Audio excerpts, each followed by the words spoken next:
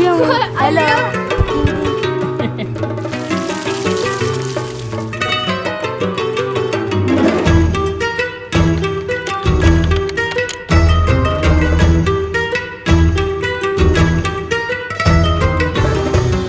So today's going to be a bit of a different day. We saw a lot of the big sites in the previous video. We visited Hagia Sophia, Sultanahmet Mosque.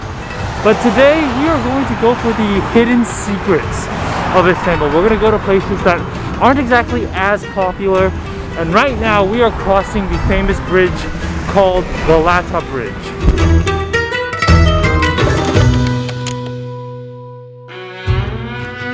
We've just crossed over Galata Bridge. Turns out that the strait that the Galata Bridge goes over is called the Golden Horn. And the first bridge ever to cross the Golden Horn was built by Justinian the First many centuries ago. But welcome to the other side of Istanbul.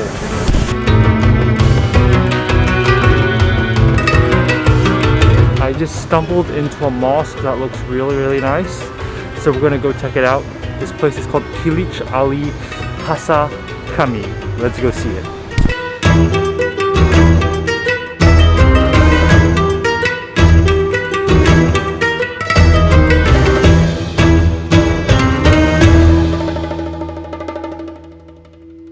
Unfortunately, the mosque isn't open yet on the inside, but the outside is beautiful with all the pillars and everything. So a good way to start the morning, I guess.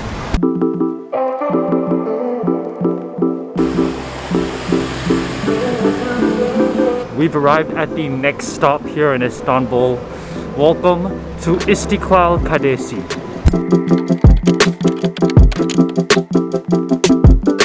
The street itself is just a really big shopping street, and there's usually tons of people. Today not so much, which is good. We can keep our social distancing, but you can see that there's some tram tracks that go through the middle of the street. This is one of the central areas of Istanbul, and if you ask anyone in Istanbul, everyone knows about Istiklal Caddesi. For me, the vibe is very much like a modern shopping mall sort of place, so I'm not a huge fan. There's not that much history behind it, but definitely one of those must-sees when you're here in Istanbul.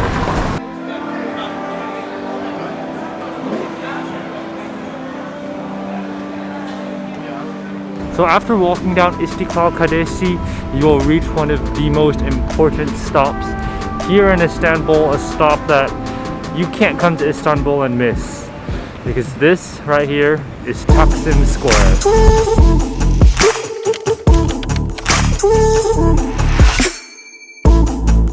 So for some reason, today is the 1st of September.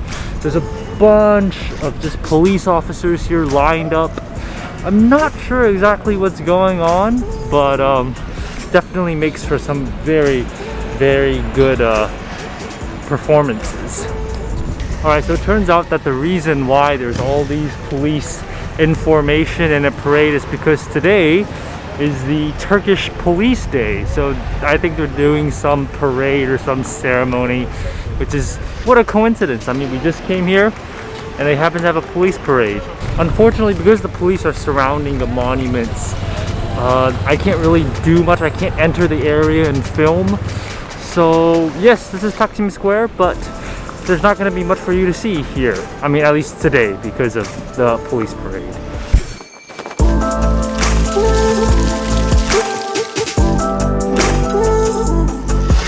We've just reached the coastline of the northern European side. You can see the Bosphorus right over there, and we've arrived at one of the most beautiful mosques in this part of Istanbul. This right here is Dolmabahce Mosque.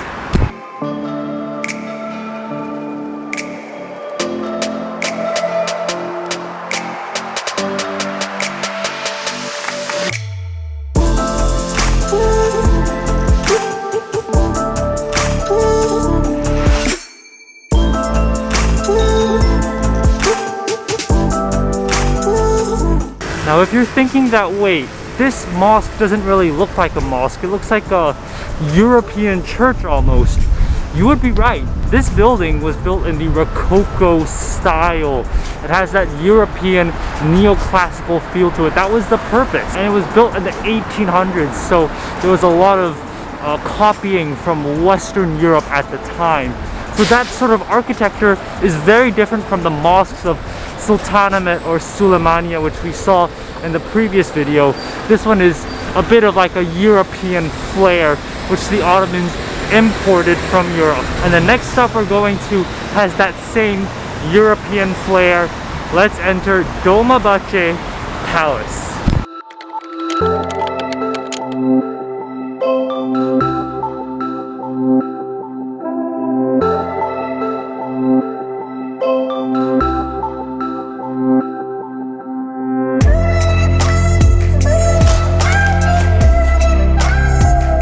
The palace itself is gorgeous. It's like this European French style. In fact, a lot of the parts of the palace were built by French architects or assembled in France and then brought over to Turkey. So it almost feels like you are in Western Europe when you step into that palace. But the big thing is that they don't let you take any photos or videos inside. So you can take it outside the palace. Just make sure that you don't take it inside. They have security guards everywhere in every room of the palace, so they will be monitoring you the whole time. Something that's particularly annoying about walking around in Istanbul is that when you use Google Maps, it'll say that it will take 10 or 20 minutes to get to a certain place. And yes, it is 10 to 20 minutes, but Istanbul is very, very hilly. It is a very, very hilly city. So either you're going to be climbing upwards on a very steep slope, or you're going to be going down a very steep slope. Both situations are not ideal.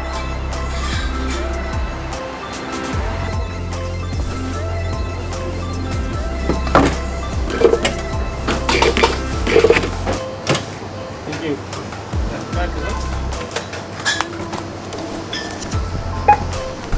If you want to buy water in Istanbul, do not buy it at the tourist areas. I can't emphasize that enough, because when you go to the tourist areas like at Dolmabahce, they were charging 2 liras for 500 milliliters, which sounds okay.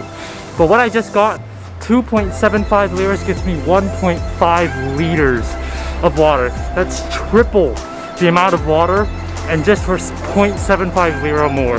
If you're trying to buy essentials here in Istanbul, do it at the local shops, the local grocery stores that locals are going to. Don't fall for the tourist traps, because wow, they're really ripping people off.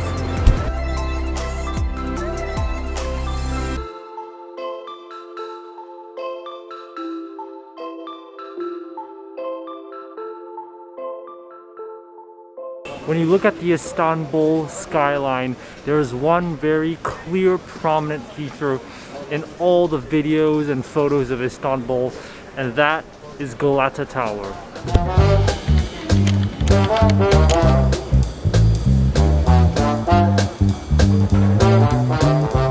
Now unfortunately, during this period, Galata Tower is under restoration, so the entire area around it is cordoned off. You can't go up the tower, it's not open, not accessible, and there's this like big cardboard sign blocking off the entire tower. Not really the greatest time to come during COVID-19. They're doing it under restoration. I don't know how long the restoration is going to take. Unfortunately, we aren't able to climb Galata Tower today, but if you do come to Istanbul in the future, make sure to check it out and see if you can climb it then.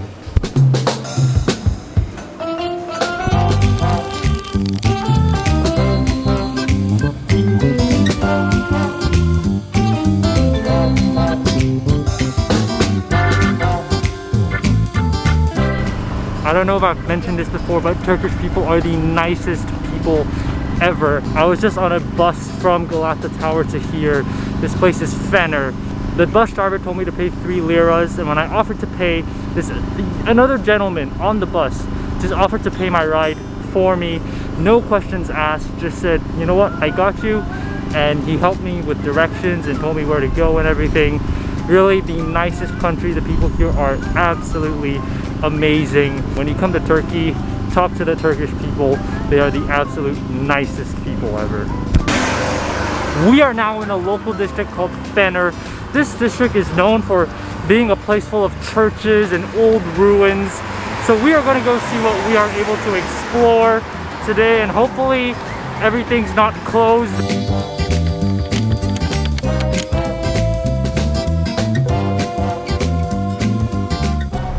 The neighborhood of Fener itself used to be a Greek Orthodox little enclave of Istanbul, but today it's just a bunch of buildings that are all dilapidated. Some of them are very, very colorful. That old facade just really puts a unique twist to this part of Istanbul.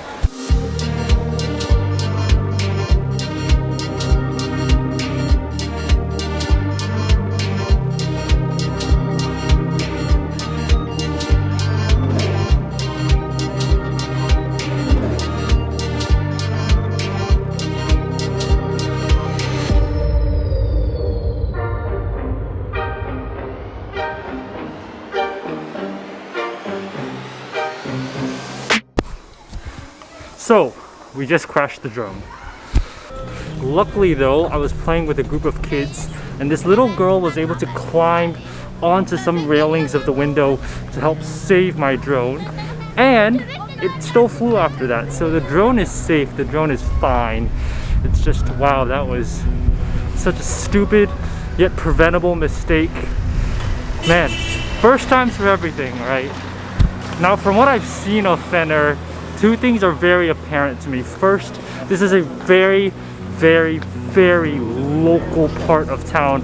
I have not seen a single tourist. I haven't seen a single camera since I've come to this part of Istanbul. This is truly the local side of Istanbul. And the second is that it's a very culturally religious and conservative place. The neighborhood itself, there are tons of mosques. You can see that all the women here are wearing the traditional Muslim clothings and shawls much more than anywhere else in Istanbul. And even the little kids, they're all praying all the time. I just feel like this is a very religious place. It's very, very conservative. You don't see like shorts and tank tops like you do in the rest of the city. So this is a very conservative place, very religious place. So do keep that in mind if you decide to come to this part of Istanbul.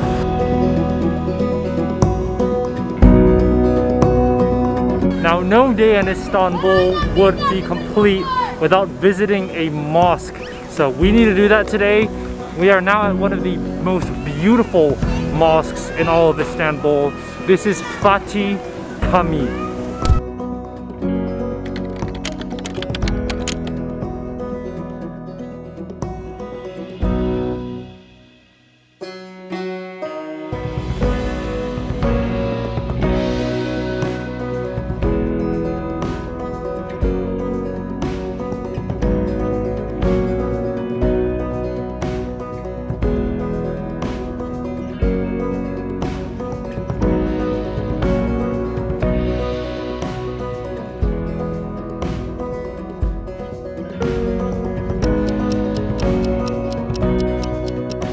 That right there might be one of my favorite mosques in all of Istanbul. It's so quiet, and I think out of all the mosques I've seen today, that's the most local. You see the most locals actually using the mosque for prayer. The kids coming here to play in the afternoon sun. Yeah, this is the most local sort of experience I think you can get here in Istanbul.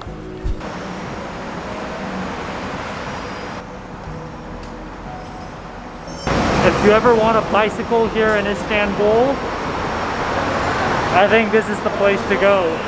There are so many, it's insane. There's so many different shops. I'm sure you can find the bicycle that you want.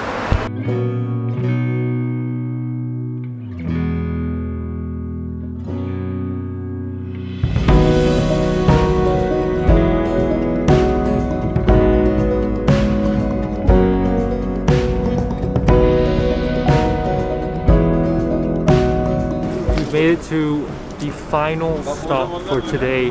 This is probably one of the most beautiful places in all of Istanbul. And I'm looking at it right now, and this is literally a postcard perfect photo.